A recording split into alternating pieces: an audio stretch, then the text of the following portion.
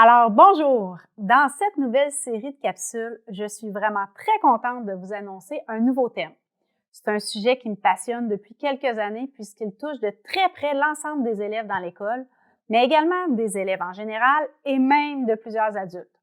Je vous propose un partage à travers quelques capsules sur mes lectures, mes expériences et mes observations dans l'univers tellement fascinant pour nos jeunes, les écrans. Depuis quelques années, nous devons tous apprendre et nous adapter à cette nouvelle réalité qui évolue et prend de plus en plus de place dans nos vies.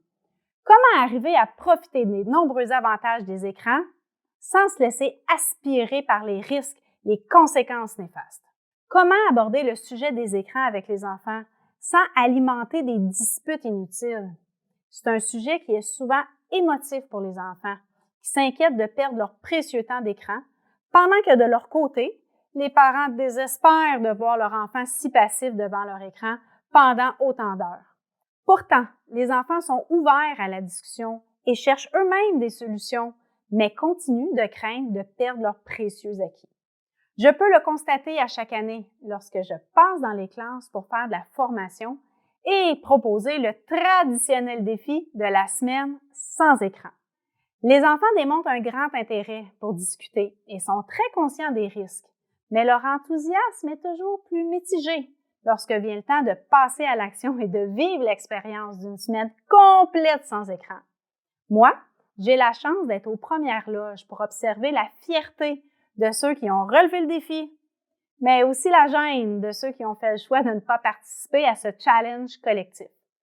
Je comparerais ce défi à l'intention de vouloir cesser de fumer, à la volonté de perdre du poids en mangeant mieux, ou même le désir de faire plus d'activité physique. Tout le monde est d'accord sur les bienfaits, mais c'est le chemin pour y parvenir qui représente le plus grand obstacle ou défi.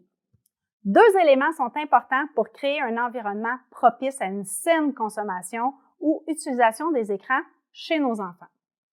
Stratégie numéro 1.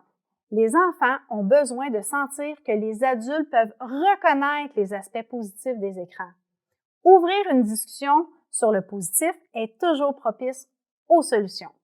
Dans cette bataille contre l'ennemi qui est l'écran, on en oublie parfois ses avantages.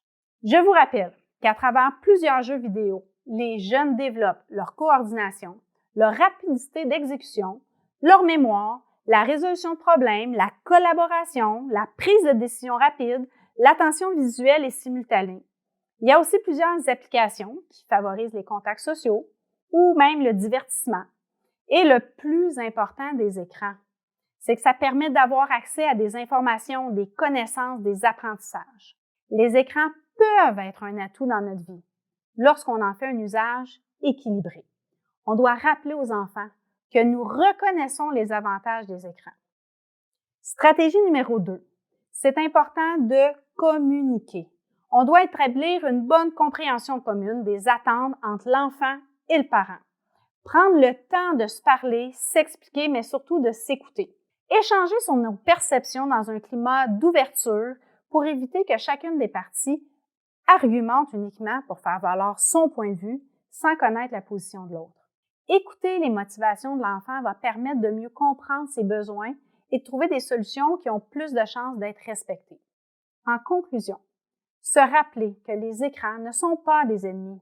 Elles comportent des avantages autant que des inconvénients.